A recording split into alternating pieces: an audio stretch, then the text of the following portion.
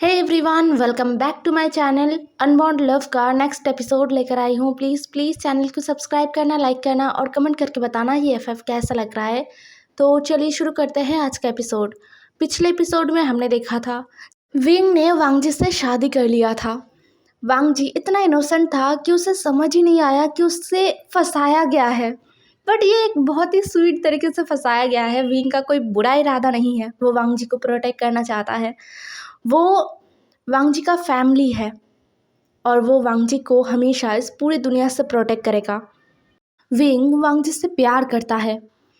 अब ये वांगजी को रियलाइज़ तो अभी हुआ नहीं है। तो फिलहाल हम स्टोरी में वापस आते हैं। सुबह का वक्त, होटल रूम में विंग और वांगजी आराम से सो रहे थे। विंग जो अब धीरे धीरे अपने आँखों को खोल रहा था, उसे एक बहुत अच्छा सपना आया। बहुत दिनों बाद विंग ने सपने में अपने मदर को देखा, जिनके गोद में एक छोटा सा बेबी था जो बहुत क्यूट था, अडोरेबल था और एकदम छोटा फ्रेजाइल सा था। विंग ने उस सपने में खुद को भी देखा। वो तब बहुत छोटा था, लगभग 11 या 12 साल का एक बच्चा जो अपनी मदर के आसपास घूम रहा था और अच्छे से बेबी को देख रहा था। उसके आंखों में एक अलग ही चमक था जिससे वो बेबी को देख रहा था, लेकिन टच करने का हिम्मत उसमें नहीं था। वो बेबी इतना सॉफ्ट और इतना छोटा सा था कि विंग को डर लग रहा था, अगर विंग के छूने से उस बेबी को चोट लग गया तो।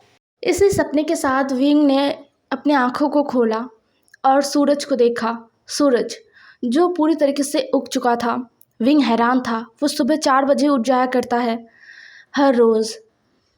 आखिरी बार वो कब इतने लेट तक सोया है उसे खुद ही नहीं मालूम।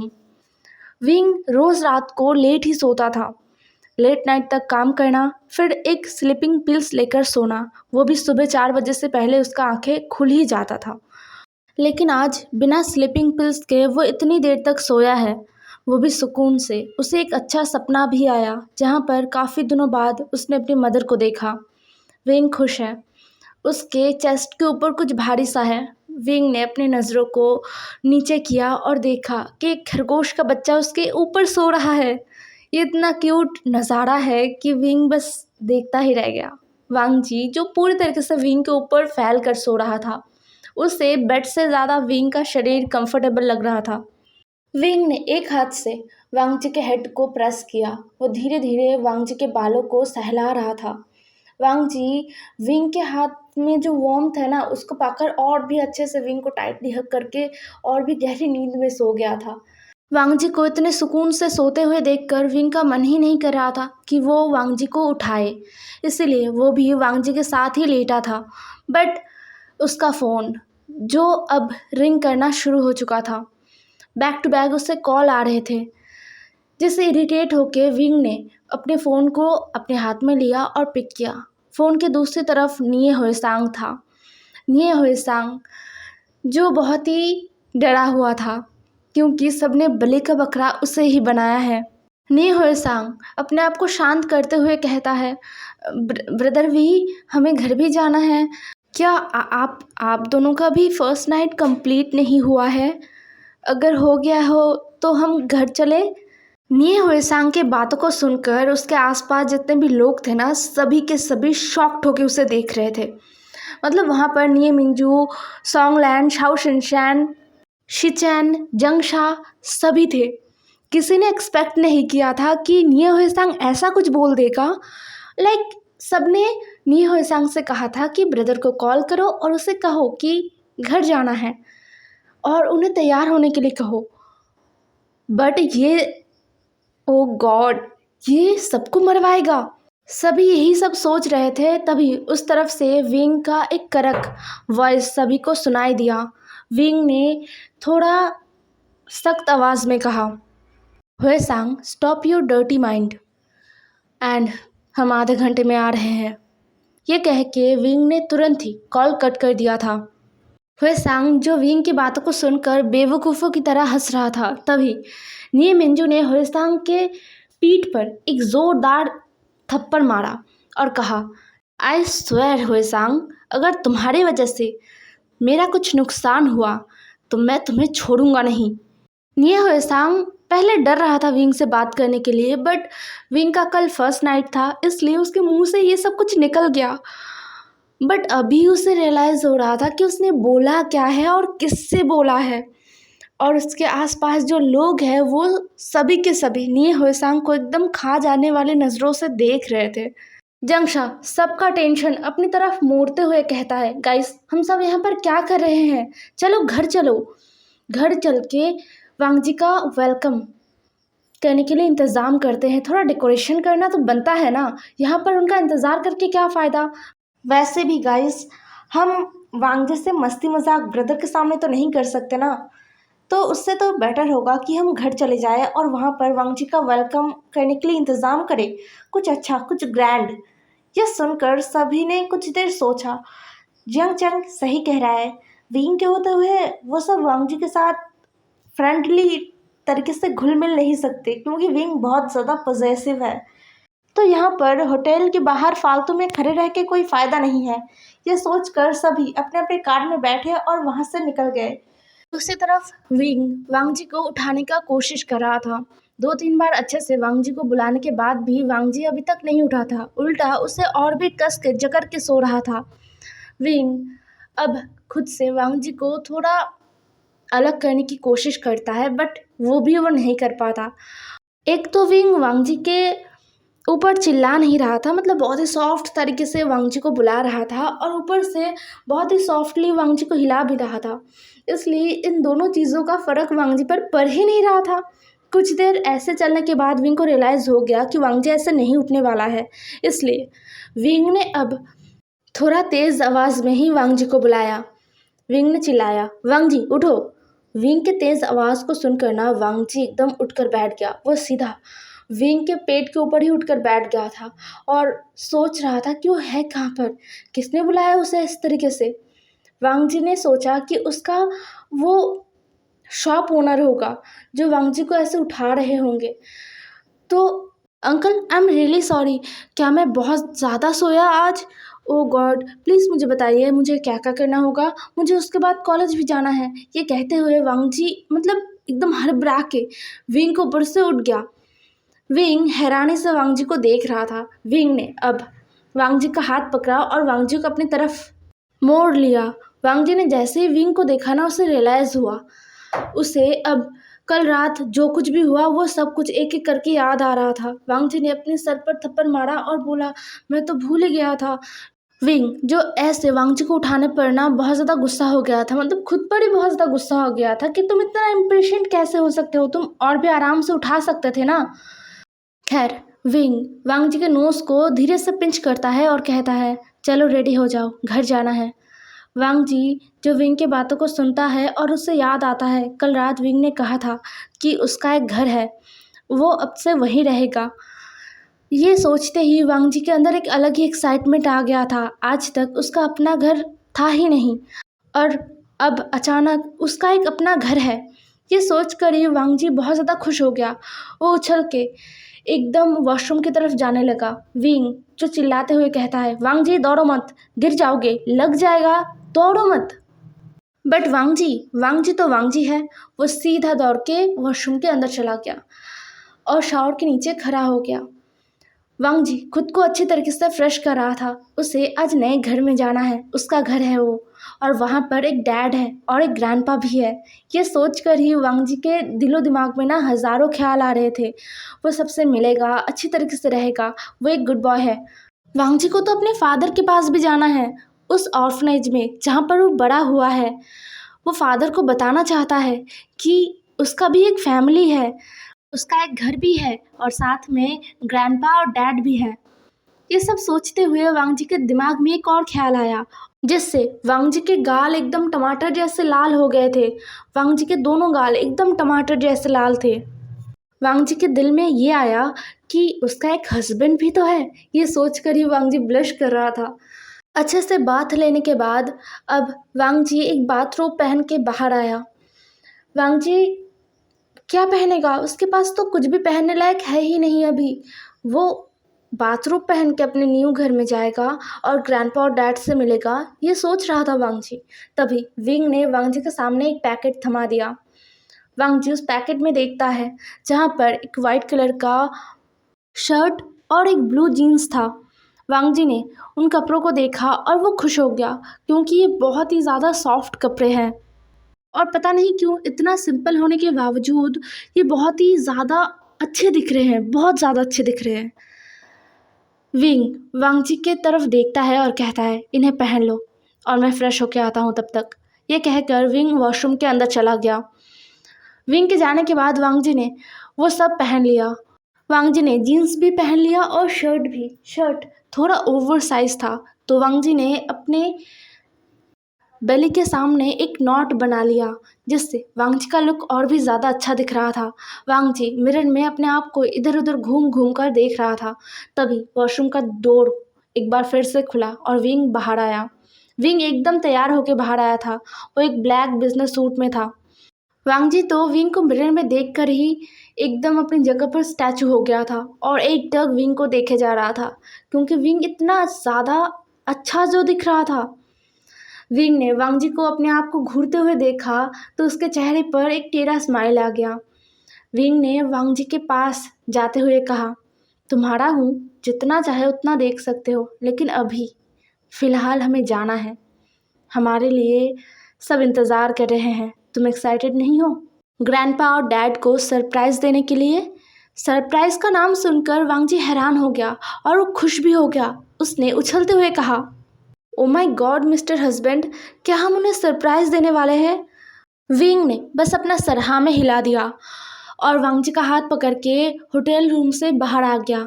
विंग वांग जी को लेकर लिफ्ट से नीचे आया और सीधा वांग जी को पार्किंग में लेकर चला गया। पार्किंग में एक बहुत ही लग्जरियस कार खड़ा था जिसके सामने दो बॉडीगार्ड्स खड़े थे। वो भी एकदम ब्लैक यूनिफॉर्म में थे और उनके पास गन था। हालांकि गन्स को वांग जी ने नोटिस नहीं किया। एक बॉडीगार्ड आगे आया और डोर को ओपन कर दिया। वांग जी जो विंग का हाथ पकड़ के चल रहा था उसे पहले तो थोड़ा डर लग गया क्योंकि ये सब उसके लिए एकदम नया है। ये क्या हो रहा है उसे कुछ समझ नहीं आ रहा। उसे लगा कि ये लोग होंगे कोई और। बट विंग ने वांग जी का हाथ टाइटली पकड़ा और बोला, ये हमारे लिए है, चलो बैठो। वांग जी जो हिचकिचा रहा था बट विंग पर भरोसा करके वो कार में बैठ गया। वो एक्साइटेड था फैमिली के लिए।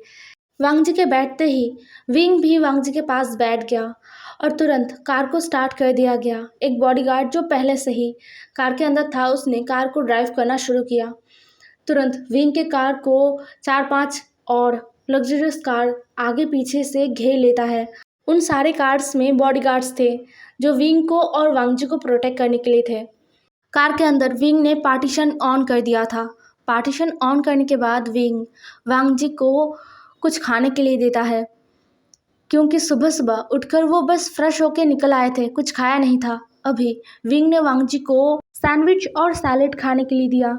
वांग जी ने सैंडविच तो अच्छे से खाया, हालांकि उसके अंदर भी कच्चा सब्जी था बट वो टेस्टी लगा था वांग जी को क्योंकि उसमें बहुत टेस्टी सा सॉस था और मीट था इसीलिए। बट जब सैलेड खाने का वक्त आया तो वांग जी ने अपना मुंह बना लिया क्योंकि ये एकदम ही अजीब सा ही कुछ था। वांग जी को बिल्कुल पसंद नहीं आया। वांग जी को ऐसा महसूस हुआ कि वो गाय बकरियों का चारा खा रहा है। उसने विंग की तरफ देखा। विंग जो अपने टैब में कुछ देख रहा था और उसके एक हाथ में फाइल था।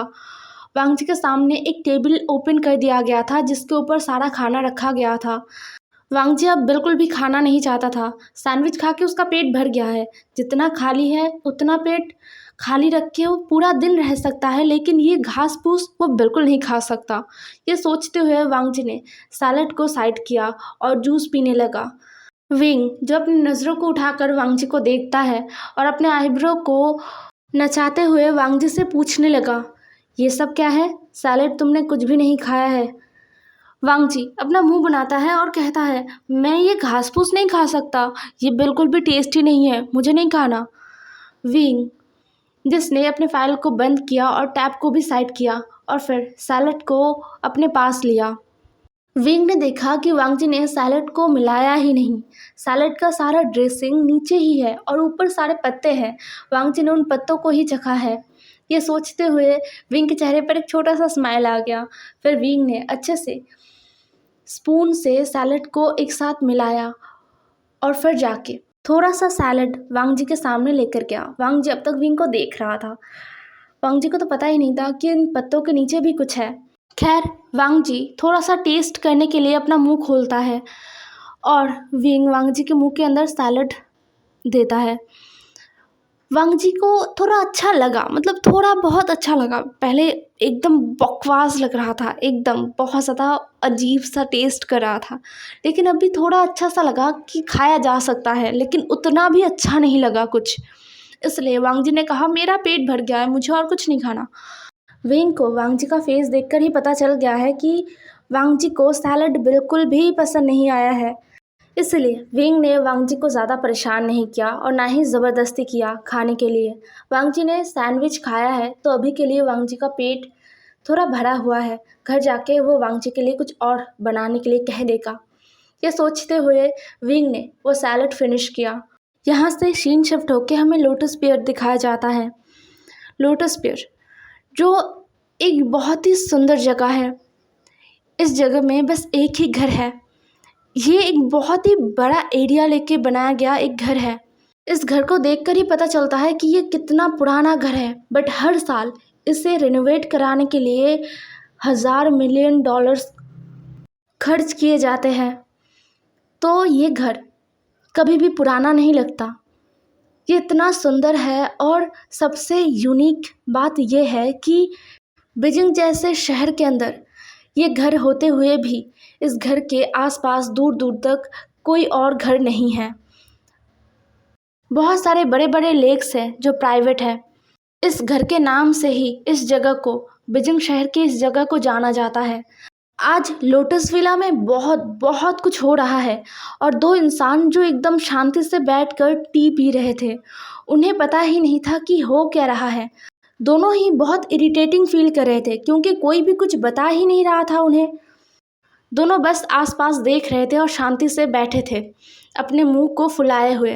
घर में कुछ तो चल रहा है जो उनसे छुपाया जा रहा है और दोनों इस बात को अच्छे से समझ पा रहे थे, लेकिन क्या चल रहा है यही तो उन्हें नहीं पता। ये और भी ज़्यादा इरिटेटिंग है। निये हुएसांग जो खुशी खुशी अपने हाथों में बलून लेके जा रहा था, उसे इन दोनों इंसान ने पकड़ लिया। निये हुएसांग के सामने दोनों एकदम बहुत ही सख्त चेहरा बनाकर खड़े थे। निये हुएसांग बेचारा डर गया। उसने कहा अंकल, ग्रैंडपा, क्या हुआ? अब निये हुएसांग ने जिसे अंकल कहा वो इंसान जियांग फैमिया है। जियांग फैमिया कहते हैं, हुएसांग बताओ क्या चल रहा है? ये तुम लोग घर को सजा क्यों रहे हो? ऐसे बलून्स, फ्लावर्स, ये सब क्या चल रहा है? क्या किसी का बर्थडे है? मुझे तो नहीं लगता कि तुम में से किसी का भी बर्थडे है, क्योंकि तुम सबका बर्थडे मुझे याद है। बताओ मुझे चल क्या रहा है?